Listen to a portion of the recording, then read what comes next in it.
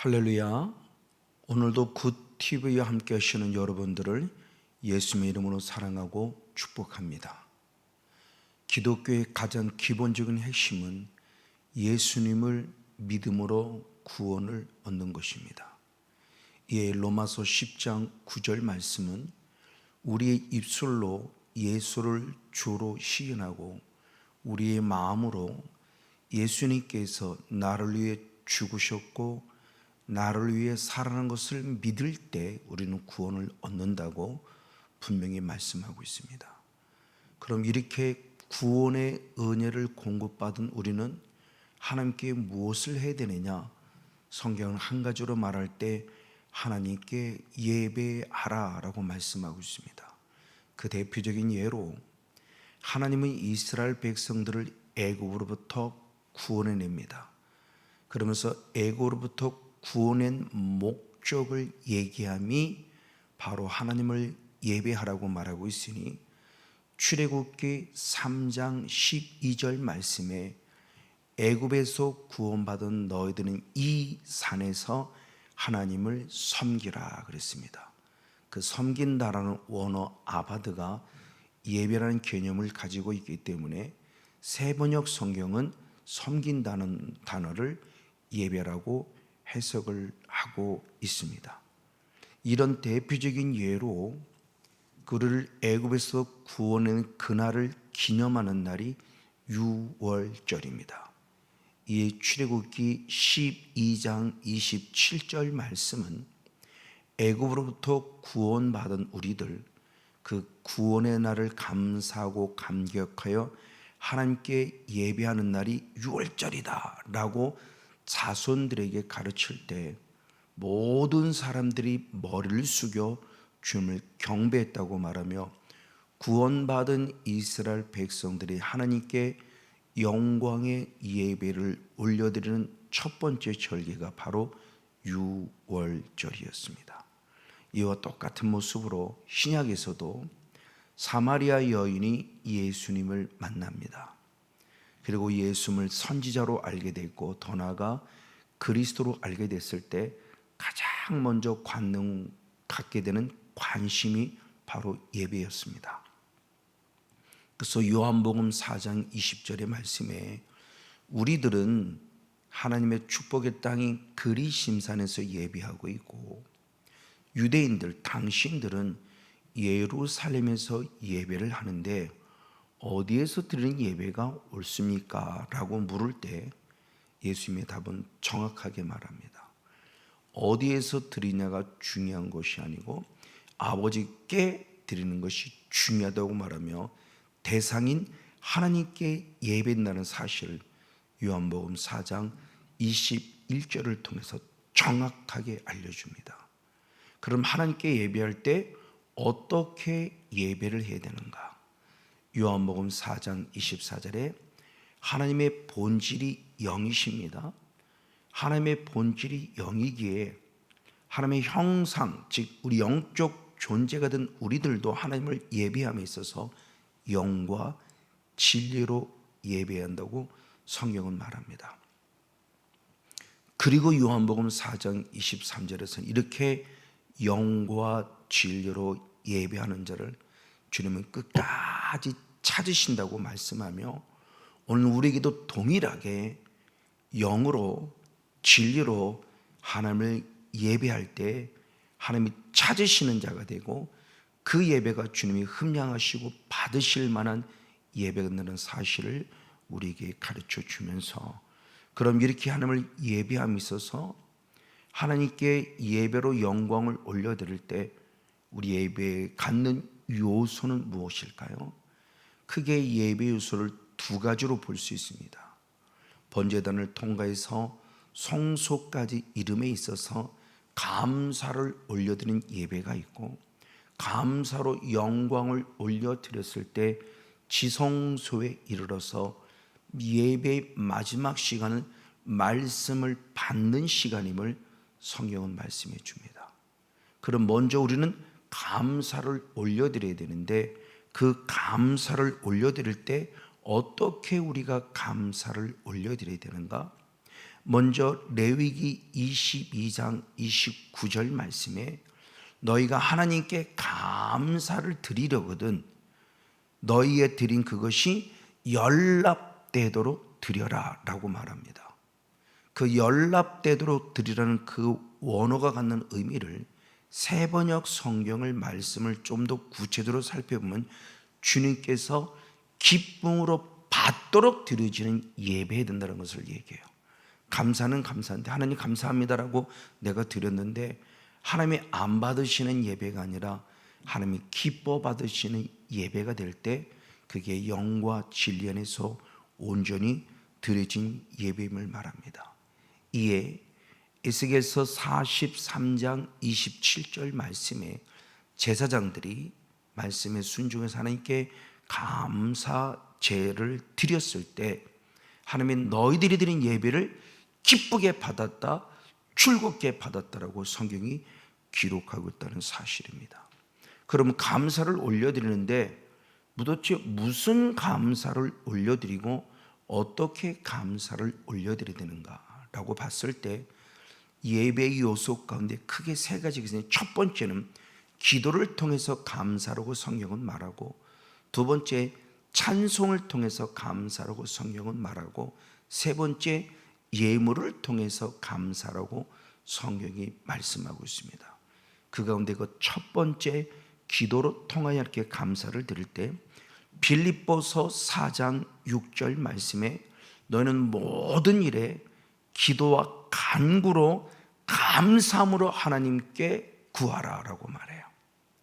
모든 일에 기도와 간구를 감사함으로 하나님께 드려라 말하며 기도가 감사로 올려드려야 될 첫 번째임을 말씀하고 있습니다. 이 기도는 물론 영과 진리 안에서 드려진 기도이죠.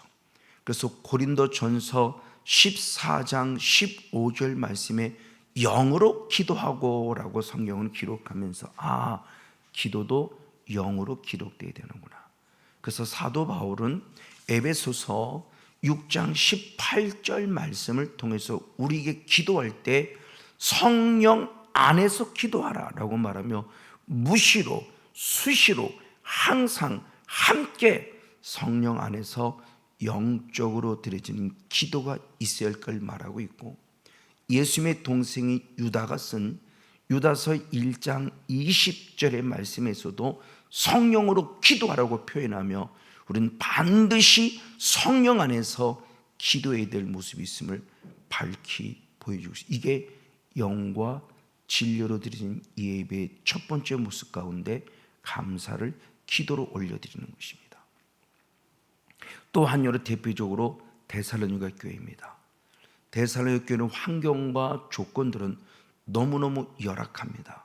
그러나 영으로 기도하는 사람들이었던 영적인 사람들이었기 때문에 오히려 이 열악한 환경에서도 성령이 주시는 기쁨으로 그 환경과 조건을 이기는 기도의 사람이었음에 대해서 데살로니가 전서 1장 6절은 분명히 기록해 주고 있습니다. 구약을 본다면 대표적으로 다윗이죠. 다윗의 사건도 너무너무 열악하고 힘든 사건입니다. 그럼에도 불구하고 시편 23편 4절 말씀에 내가 사망의 음침한 골짜기로 다닐지라도 해를 두려워하지 않을 것은 주께서 나와 함께 하시는 확실한 믿음을 가졌기 때문에 그는 흔들리지 않았어요. 늘 하나님께 감사가 있었기에 감사를 이겼음을 보여주고 있고, 다니엘과 더불어 다니엘 세 친구도 그러니 다니엘의 모습은 다니엘서 6장 10절 말씀에 어인이 찍힌 도장을 통해서 내가 뻔히 죽을 걸 알아요. 언제? 하나님께 예배함으로. 죽을 걸 알매도 불구하고 다니엘은 하루에 3번씩 이적거렸던 영적인 거룩한 습관대로 예루살렘을 향하여 무릎을 꿇고 기도하며 감사했다는 말씀을 통해서 바로 다니엘은 다니엘 6장 10절에 이렇게 귀한 신앙의 고백을 스스로 하고 있음을 봅니다. 그리고 다니엘서 3장 18절 말씀에도 역시 다니엘 세 친구 역시 내가 뻔히 죽습니다. 죽어요. 근데 하나님이 구원할 것을 믿습니다. 그러나 혹시 나를 구원하시 아니하신다 할지라도 나는 절대 우상 앞에 절하지 않겠다고 말하며 오늘 현실의 삶을 감사로 바꾸고 하나님을 찬양하고 영광 돌리는 거룩한 기도 속에서 모든 신앙 안에 승리한 것처럼 이제 우리들도 데살로니가 전서 5장 17절 18절 말씀대로 쉬지 말고 기도하고 범사에 감사하는 감사의 기도를 통해서 날마다 승리하는 저와 여러분 우리 모두가 되어지기를 예수님으로 간절히 축복하고 축원을 드립니다. 두 번째로서는 무엇으로 감사하느냐? 찬송으로 감사를 드립니다. 그래서 야고보 사도는 야고보서 5장 13절의 말씀에 즐거워하는 자가 있느냐? 저는 찬송할지니라고 말하며 하나님이 주시는 은혜 안에 있을 때 찬송을 통해서 영광 돌릴 것을 말씀하고 있어요. 특별히 주의 이름으로 찬양하고 영광 돌림에 로마서 15장 9절 말씀은 바울이 기록하기를 기록된 바라고 말하며 구약 성경에 된 기록된 말씀을 인용하면서 내가 열방 중에서 주께 감사하고 주의 이름을 찬송하라고 고백합니다. 그 기록된 바는 그 성경은 시편 18편 49절 말씀에 기록된 것으로 똑같이 내가 열방 중에서 주께 감사하며 주의 이름을 찬송합니다라고 말합니다. 이 찬송 역시도 고린도전서 14장 15절 말씀에 영으로 찬송한다고 성경은 더더욱 말씀하고 있고요. 맞습니다. 바로 이런 모습 안에서 우리들의 삶의 모습을 나아감에 있어서 우리는 어떤 환경과 조건에 있든지 바울처럼 감사가 되니 바울은 분명히 억울하게 감옥에 갇혔습니다. 그럼에도 불구하고 그 속에서 억울하다고 원망하지 않고 하나님께 감사했어요. 그래서 사도행전 16장 25절의 말씀에 밤중에 바울과 실라가 기도하고 하나님을 찬미했는데 모든 죄들이 듣더라고 할 정도로 그 감사의 찬송이 울려 퍼질 만큼 크고 아름다웠다는 거죠. 근데 그렇게 하나님께 찬송할 때 어떤 역사가 나타났냐? 사도행 16장 26절 말씀에 내게 묶여있는 자꾸만 풀려짐이 아니라 그때 당시에 감옥에 있는 모든 사람들의 착고가 풀어질 정도로 찬양의 능력이 나타났고 바로 내가 살았을 때 다른 사람도 살린다라고는 놀라운 역사의 흔적을 보여줍니다. 이 찬송은 영적 삶에 힘도 있고 파워도 있고 능력도 있어요. 그래서 역대하 20장 21절 22절 말씀에도 여호사밧 왕이 암몬과 모압 족속과 세일산 사람들과 싸워 이길 때 군사력이 약합니다. 그래서 찬양단을 앞세우며 노래하는 자를 앞세우며 그 찬양이 시작되고 노래가 시작될 때 하나님의 놀라운 은혜 가운데서 암몬과 모압과 세일 사람들을 싸워 이겼다라고 성경의 기록함을 보면서 찬양의 힘이 능력이 있음을 또한 보여주고 있기도 합니다. 이렇게 찬양은 또한 어떤 일을 주느냐? 성령의 강력한 영광의 임재가 이루어지는 능력도 파워도 가져올 수 있어요. 역시 역대하 5장 13절의 말씀에 노래하는 자가 여호와를 찬양했을 때 소리 높여 주님을 찬양하고 영광 돌릴 때 놀라운 일이 벌어졌으니 여호와의 전에 구름이 가득하더라. 아멘. 성막을 지었을 때 하나님의 영광의 흔적을 구름 기둥으로 보여준 것처럼 바리와 같이 찬양이 울려 퍼지고 하나님께 영광을 올려드릴 때 놀라운 역사의 흔적으로 영광의 성령의 임재가 보여주고 있다고 하는 사실이죠. 이것이 우리가 가져야 될 영적인 파워의 힘이 찬송을 나타내는 귀한 삶입니다. 느헤미야 역시 성벽이 무너졌고 성문이 불탔을 때 하나님의 가운데 성벽을 다시 세워가고 다시 한번 신길전 일어섬에 있어서 성벽 위로 놀랍게 느헤미야 12장 31절의 말씀을 보면은 감사 찬송하는 자들을 두 때로 나눠서 함께함으로 말미암아 주님을 찬양하고 영광 돌릴 때 온전히 성막의 공사가 맞췄음을 또한 우리에게 알려주고 있습니다.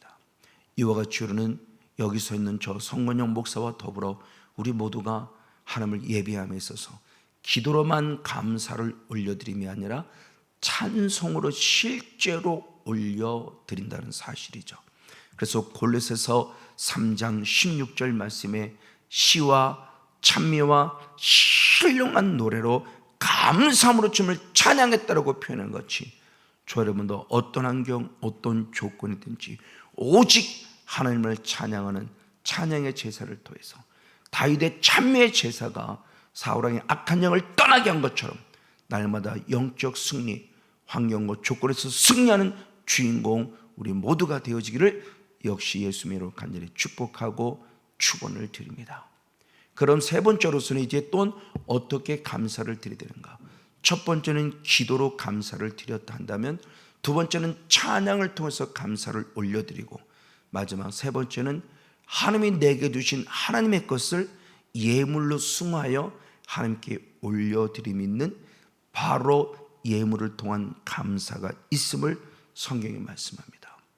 대표적으로 시편 50편 23절 말씀에 감사로 제사를 드린 자가 하나님을 영화롭게 할 때 하나님의 그 감사의 예물을 받으시고 계속적으로 구원을 보여주신다고 하셨는데, 그 감사로 제사를 드린다고 하는 그 말씀을 세번역 성경은 감사하는 마음으로 제물을 바쳤다고 표현해요. 그 제사가 행위적인 제사만이 아니라 그 행위적인 제사에 무엇이 포함되느냐? 제물이 포함되어 있다고 성경은 분명히 기록하며, 그때 하나님이 영광을 받으시고 한량없는 은혜와 은총을 덧입힌다고 분명히 말씀하고 있습니다. 그 대표적인 예로 믿음장의 첫 스타트로 등장하는 아벨이 있습니다. 히브리서 11장 4절 말씀에 아벨은 가인보다 더 나은 제사를 드렸다고 그럽니다. 그때 그 제사를 드렸다는 세 번의 성경은 제물을 드렸다는 것이고, 그럴 때 하나님이 그를 의로운 자라고 인정해 주셨다고 말하는데, 그 제물이 뭐냐?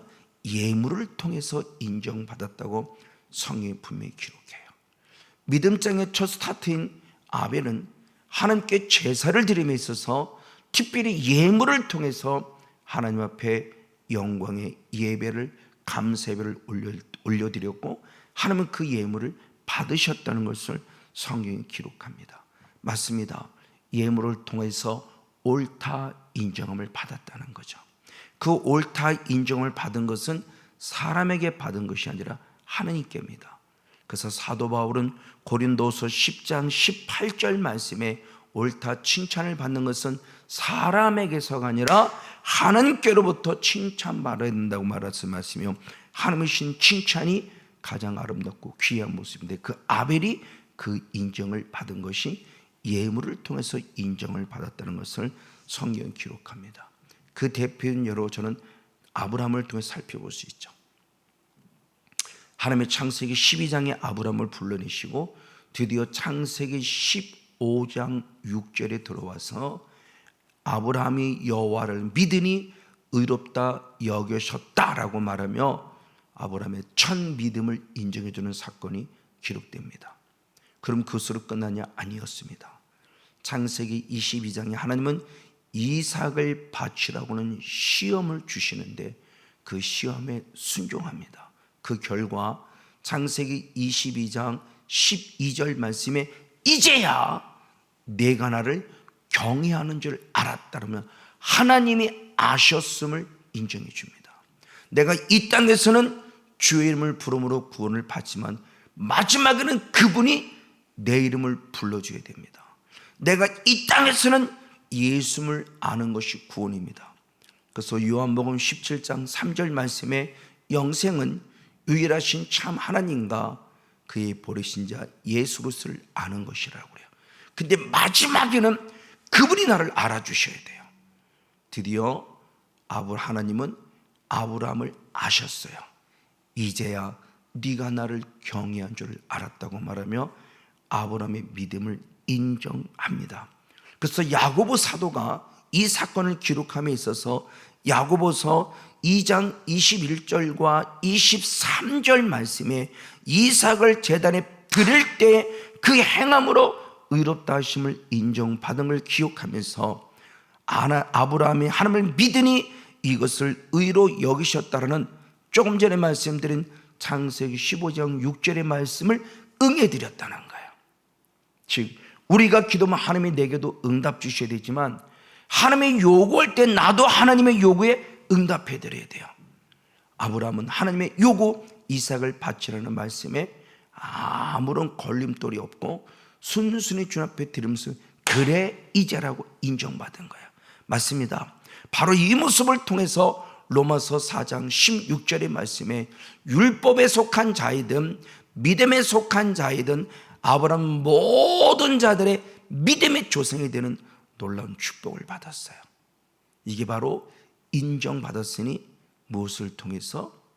아벨이 예물을 통해 드리듯 아브라함도 이삭이라는 예물을 드릴 때 그 믿음이 인정받았어요.